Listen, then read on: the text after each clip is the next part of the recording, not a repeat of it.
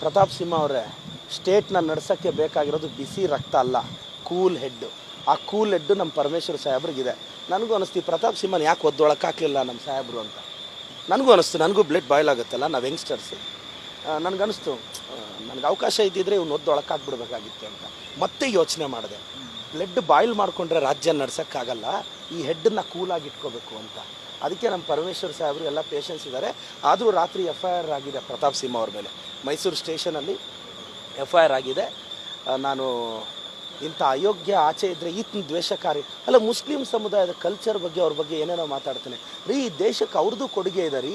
ಯಾರೋ ಕೆಲವ್ರು ಮಾಡೋ ತಪ್ಪಿಗೆ ನೀವು ಸಮುದಾಯನ ಯಾಕೆ ಟಾರ್ಗೆಟ್ ಮಾಡ್ತೀರಾ? ಅಬ್ದುಲ್ ಕಲಾಂ ಅವರು ಇವತ್ತು ಮಿಸೈಲ್ ಮ್ಯಾನ್ ಆದರು, ಅವ್ರು ಯಾವ ಸಮುದಾಯದವ್ರು ರೀ? ಇವತ್ತು ನಮಗೆ ಪೋಖ್ರಾನ್ 2 ಸಕ್ಸಸ್ ಆಗಿದೆ ಅಬ್ದುಲ್ ಕಲಾಂ ಅವರಿಂದ. ಅವ್ರನ್ನ ಮಿಸೈಲ್ ಮ್ಯಾನ್ ಆಫ್ ಇಂಡಿಯಾ ಅಂತ ಕರಿತೀವಿ. ಅವರು 2002 to 2007 ರಾಷ್ಟ್ರಾಧ್ಯಕ್ಷರಾಗಿದ್ದಾಗ ಈ ದೇಶಕ್ಕೆ ಭಾಳಷ್ಟು ಯೋಜನೆಗಳನ್ನ ಅದಕ್ಕೆ ಅಂಕಿತ ಅಂದರೆ ಸೈನ್ ಹಾಕಿದ್ರು. ಅವರು ಮುಸ್ಲಿಂ ಸಮುದಾಯದವ್ರಲ್ವಾ? ನೀವು ಸಮುದಾಯನೆಲ್ಲ ಟಾರ್ಗೆಟ್ ಮಾಡಿದ್ರೆ ನಾನು ಹೇಳೋದಿಷ್ಟೇ, ಪ್ರತಾಪ್ ಸಿಂಹ ಬಾಯಿ ಮುಚ್ಕೊಂಡು ಇರಬೇಕು, ಎಲ್ಲ ಪಾಠ ಕಲಿಸ್ಬೇಕಾಗುತ್ತೆ. ನಮ್ಮ ಸರ್ಕಾರ ನಿನಗೆ ಪಾಠ ಕಲಿಸ್ತಾರೆ ಅಂತ ಗೊತ್ತಿದೆ. ಇನ್ನು ನಮ್ಮ